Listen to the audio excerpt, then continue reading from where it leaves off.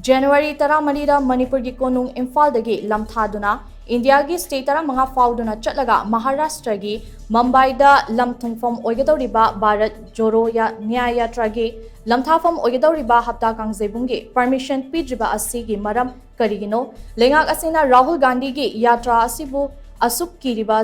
MARAMGINO HAINA AICC gi National Secretary SARITA LEITPHLANG na PHONGDORAKLI Lamthapham OIGADOURIBA Hapta Kangjeibung da ngasi ayu pangthokhiba pawmisinga unaba amada mahakna makataraduna hai Nyay Yatra gi Lamthapham oinabagidamak MPCC gi President K Megachandrana haukiba January anida permission pibinaba mari leinaba singda che thaki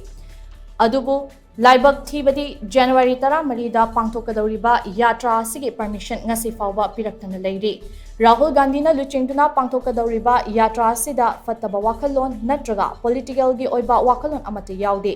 khongchet ase miyamgi hakkidamak pangthokadaba khongchet ni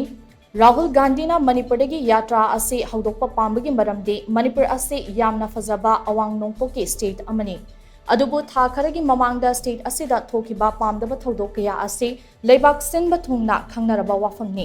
mahaki khongchet asina lamdam asida tangdu leitaba purakna ba hotnabada ajoba thodang ama logani haina mahakna phongdoki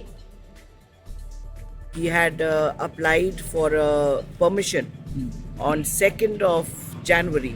and till today we have not got permission for this ground. So we want to ask the government that why is the government so scared